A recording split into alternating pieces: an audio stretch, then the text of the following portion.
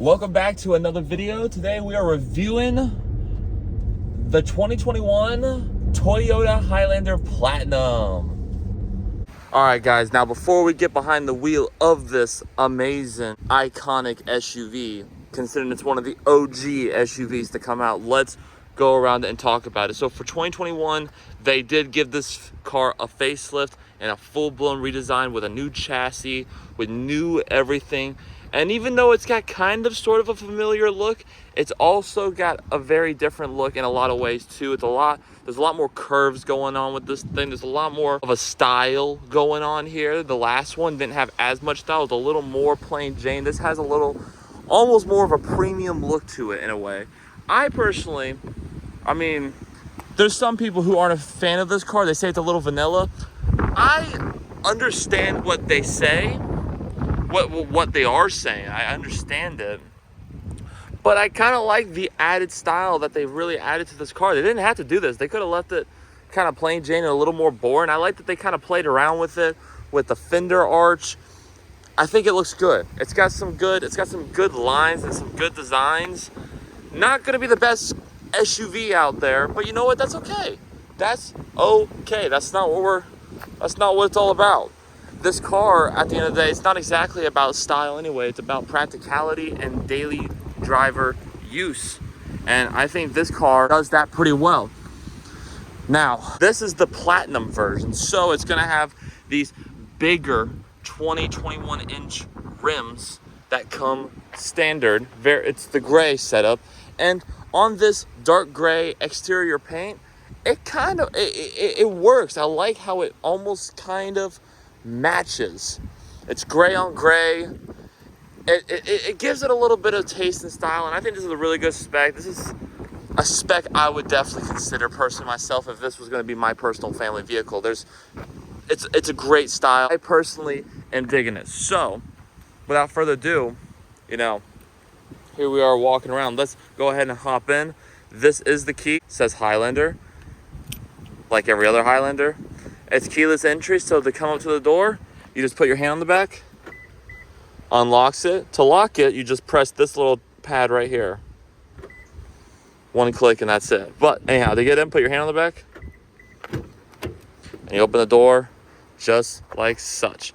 Now again, so this is the Platinum, so you're gonna have this fake looking wood that looks nice, but you can feel and you can tell it's fake. You got this faux leather, but has some nice faux stitching. Looks good, has class. Same down here, more of that faux leather with the faux stitching, but it's durable. It doesn't feel bad at all, and it's still kind of comfortable. So it's really clever of them to make something that looks like leather, feels soft, but it's durable enough to not really matter. And then you got door pocket stuff for a cup holder and some extra storage. And then again, the Platinum, so you got kind of like these angular stitched seats. It's a little bit of class. Now, this is not real leather. Most Toyotas don't offer real leather. This is like a faux leather, but they're popular for this faux leather. But it's really interesting because even though it's faux leather, it's got a really nice soft appearance to it. Now, hopping on in. Yeah, she feels really good in here, hopping inside. I think the interior in this car is even nicer than the exterior. I like the way the air vents looks, all the air vents, the way the screen is integrated into the rest of the car, the design of the interior. It's really spacious in here. You also got this really nice panoramic sunroof, which goes all the way back. That's an amazing feature. You got somewhere to put your sunglasses, but you also have this little feature as well for kids, so you can keep an eye on your kids. You got lights. You got your lights. They're LED. They look good. You have all the usual stuff that you have in every other car. Your mirror, or your rear view mirrors right there. And all your controls are typically where you expect to be at. These Toyotas, they don't really try to do anything different with where everything's at and the buttons and the placements and the quality. Because again, the Toyota wants to make you a car that you can rely on and you can depend on. And always be able to get into the car, start up, know where everything's at, and just go. So with that being said, let's go ahead and start it. I'll put my foot on the brake and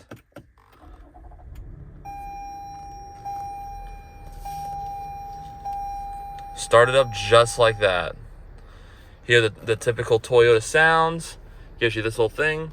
Click it. Now, you are introduced immediately when you start the car to this optional 12-inch infotainment system that comes with, as you can see on there, JBL audio speakers. Personally, they sound pretty good, not too bad. Some people like them, some people don't. They're fine. They're good. You have the infotainment right here. You have the gauges. You got the RPMs and the tachometer, and they're physical. You also have a heads-up display. If you can see it, I don't know if you can see it. It might not pick up on camera. Yeah, there it is right there. You got a little bit of storage right here. You got your window controls right here. You can adjust your mirrors right there. You got memory seat settings, because this is a nicer version of this car. So that is a nice option that you do get on the Platinums. Your wiper controls, your turn signals, and your headlights and taillights, all that operation. You got your forward collision alert, lane keep assist, adaptive cruise control, and many other features. You also, these seats are nice because you also get heated and cooled seats. I have my heated seats on, or my cooled seats on right now, and they feel amazing. They really do feel good on your butt in Florida when it's 80 degrees and the summer breeze. And this infotainment, going to this infotainment, which you can also control a lot of it. A lot of the climate you can control in the infotainment, but even beyond that, there's a lot to play with here. And you can kind of go back and forth between whose climate is who. Yeah, this is really nice. This is really nice. I'm gonna be completely honest, I'm not very familiar with this system. I think that's to be expected. But at least they give you easy access to how you play with the climates. They're always kind of like right here, and you can go back and forth between the passenger or the driver. You get a nice standard mirror. Really, really nice. You can see clearly out the back. But what I love about the standard mirror is if you have kids back there, if it's being blocked by a bunch of people, if your view is being blocked by a bunch of people, you just flip up and you get this nice camera mirror, just like a couple of other cars that I reviewed. This also has a camera mirror, and I love this option. More cars are starting to apply it, and I think it's a very, very good option to have. You got center console. You just pull it back like this. You have a charging pad. You flip it up, more storage. But it's plentiful of storage with a charging pad too, and then just to fold it up. This is the one thing that kind of reminds me of the old Highlander, is this center console format, the way it just rolls back and rolls forward. This is very old Highlander right here, but it's great. It's great storage and great practicality. You got some more storage in this cubby right here, and it's kind of deep. It's kind of good. And then you have more storage right here. It's a nice little cubby that's kind of deep right here as well, along with more storage right down here, and that's kind of deep as well. And you have USB-C charging ports and a USB and an aux outlet. So they really do come prepared with everything you could possibly want. And this car, again, because it knows its customers, it knows its audience, it knows what it is expected of it and what it needs to provide. So with all that being said, let's hop in the back, check out the second and third row. Let's get in the back and see how it is. Get in the back, just open the door like such. And you're greeted to a very roomy, spacious back seat with some cup holders.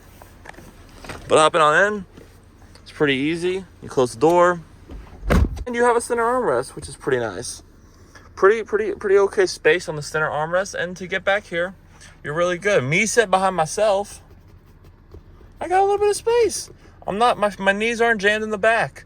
I got really good room, and this is my headspace. It's okay, nothing too crazy. You got cup holders, a little bit of storage.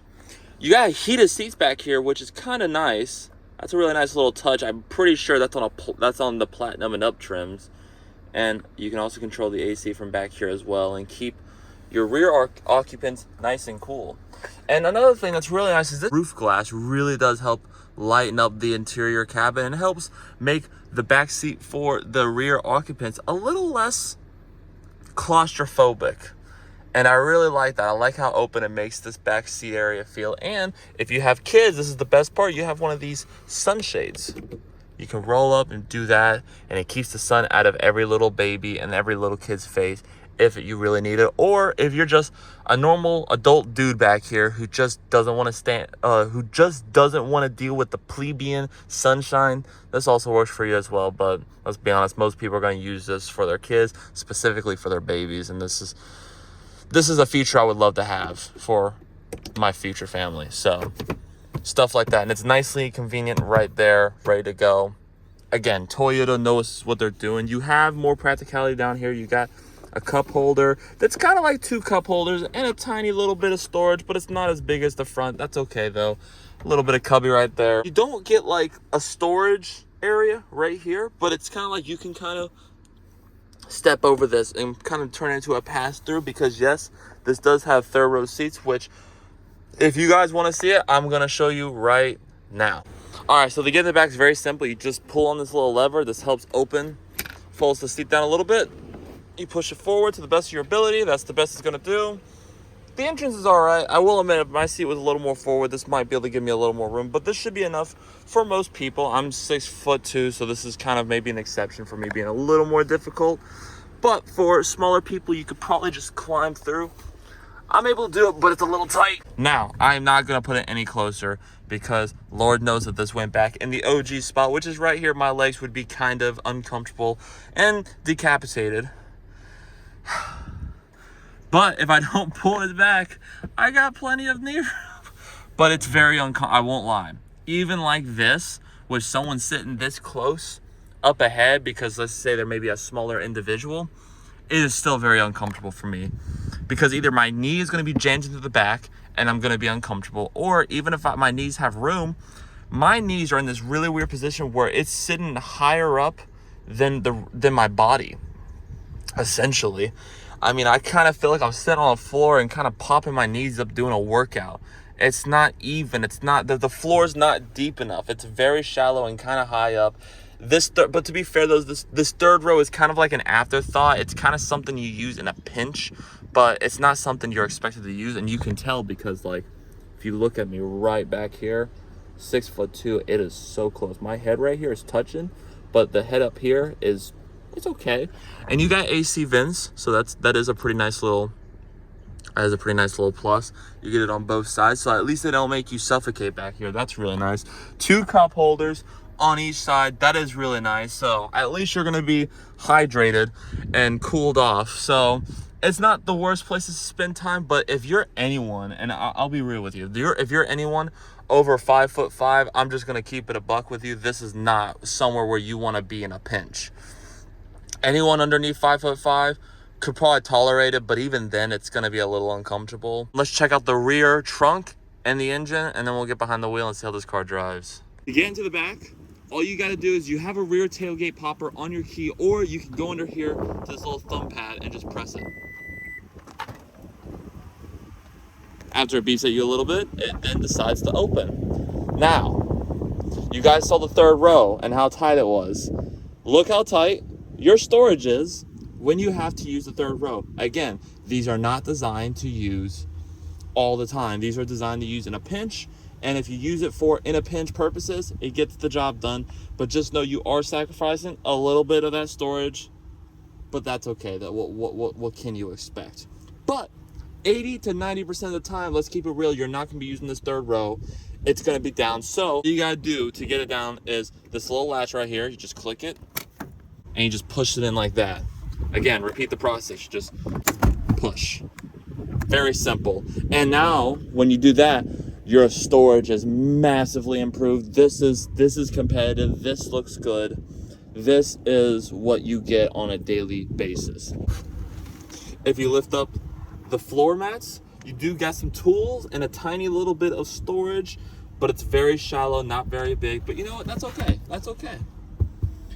The storage is pretty adequate, and I'll just be honest with you, if you need more trunk space, if you need more third row space in general, step up to the Grand Highlander. That's why they offer it for people who, for some reason, need more storage, but they don't want the Sequoia because the Sequoia is too big. You get the Grand Highlander. but I think this will be adequate and perfect for most families and individuals. Now, before we get behind the wheel of this car, let's go check out the trunk area. So just to close the tailgate, you just press that button and it automatically whirs shut.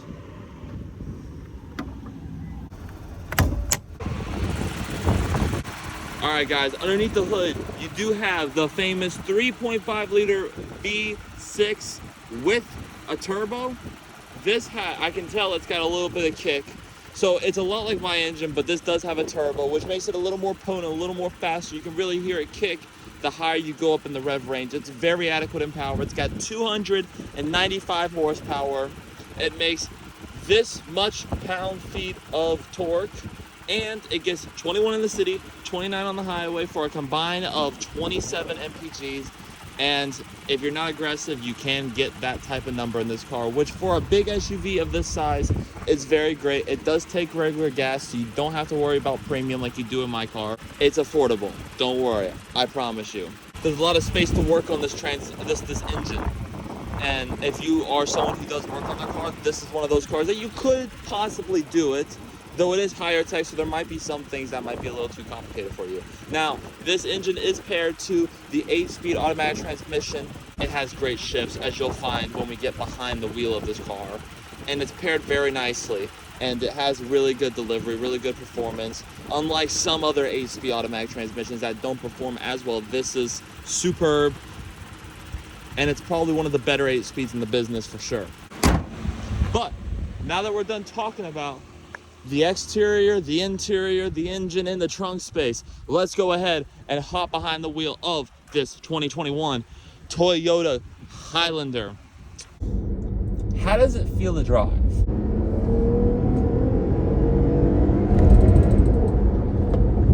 She's got some get up. She's got some get up. Now, I think it's really worth pointing out, very important.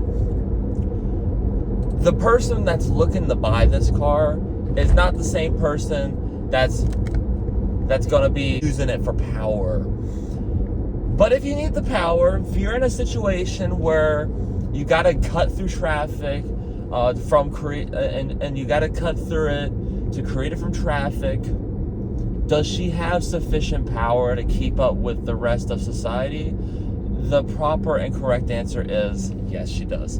And you're not going to be buying it for power, but it's good to know that this car does have adequate power for its size and for what it is. It's like it's got 2 levels of surge. Stage 1 surge, which is still pretty good, and I think that's the, satisfying part of the surge. It's like that's the good part of the surge. You don't need a second surge, but then this has like a secret second surge that kind of surprises you if you're not, expecting it. Again, that's not me saying it's fast. That's me saying it's impressive for what it is and for its size. I mean, this is not a small car by any. This is not no Suburban Tahoe. I've reviewed cars like that. It's not that, but it's still a really big car for its size. And these cars have gotten bigger throughout the years. If you look at the Highlander from the early 2000s when these cars first came out, they were more compact SUV sizes, which is now the RAV4. The RAV4's taken over that department. And the RAV4 and the Highlander has expanded to the midsize. And if you want a full-size version of this car because you think it's not big enough, which is it's crazy to say that, but if you really need that extra space, you can step up to the Grand Highlander. Or if you want the Highlander, but you want it more luxurious, you can step up to the RX 350 in the Lexus lineup, which is also a great car. Same body underneath for the most part, but different looks and different feels, different features and tech and comfort. And if you want to also argue you want the bigger version of that car, just like you want the bigger version of the Highlander, but you think the Grand Highlander is not nice enough, you can step up to the twin in the Lexus lineup, the TX 350, and that gives you the same car with the same chassis underneath, slightly different looks, but about the same storage space, the same room, and about the same levels of comfort as an RX 350. I think these have a special value where you're not paying so much luxury money, but you're paying for this bordering on premium feel, but it's not so in your face about it like the Lexus is. This is more under the radar. You know, you get away with it. It's more subtle than a Lexus. The Lexus has a lot more of a style to it. It has a lot more of a presence to it. I mean, something I found out is a lot of millionaires love driving Highlanders. They love driving Camrys because they give you a certain amount of like value and performance, but they do it in such a stealthy package, an under the radar package. And so I really understand and respect the value of these Highlanders, and you start to understand why these cars are so popular at the end of the day, because they provide a super comfortable, kind of almost quiet-ish experience. Now you're still here on the road a bit, you're still hearing some noise, with some wind noise, but it doesn't take away from the experience. I wouldn't say that by any stretch. And it's practical. It's got plenty of room and storage, enough to carry family. This car does have a 3-row setup. She offers a lot of bang for your buck, I feel.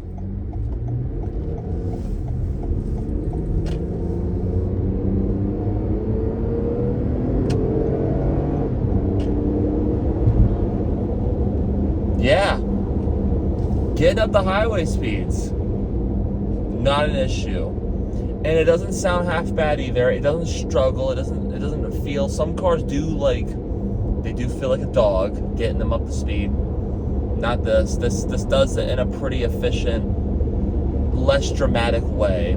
You hear the engine, but it's not going to annoy you or piss you off. And it's really smooth in its delivery. And now that I'm getting up to this higher state of speed, you hear a little bit of wind noise. But you know what? That's okay. We're not in a Lexus. I think if you were wanting less wind noise, a little more quietness, you would get a Lexus. But I don't think the wind noise is unbearable by any stretch of the imagination. I think most people won't even care. But that's probably why most people get these Highlanders, because they're like, you know what? This is quiet enough. There's a little bit of wind noise. Don't really care.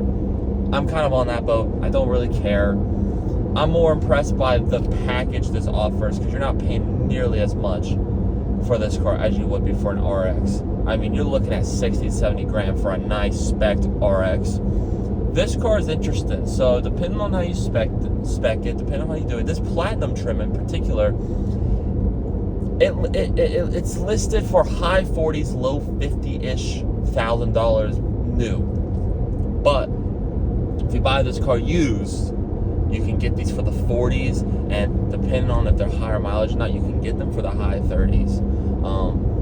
So they've already lost a little bit of value, but every new car does. And I gotta tell you, for that price, for the used price, you're getting the same car you would get if you were to buy a 2025. You're just getting it in a better package for a better deal. And when you look at it from that perspective, how do you pass up on that? I mean, you're getting new car stuff for way less than the new car. You're probably saving 10, 15 grand.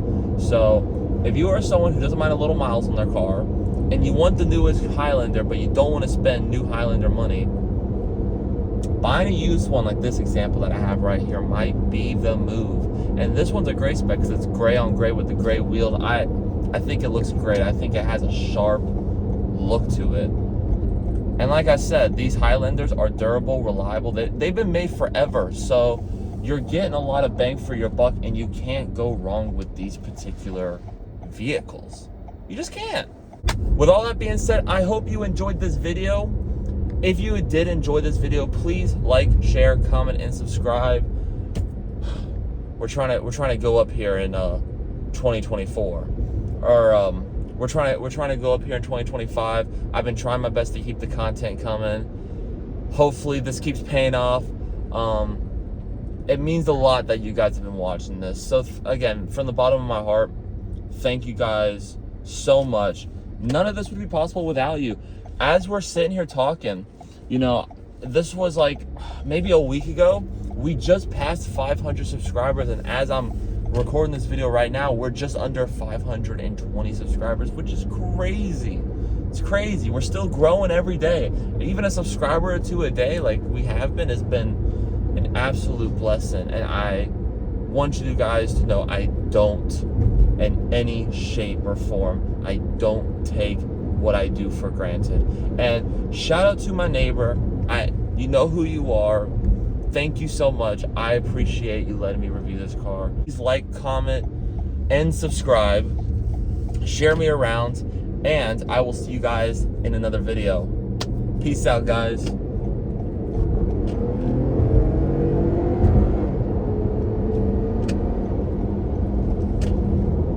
Not bad, guys. Not bad. This is not... It's a great value.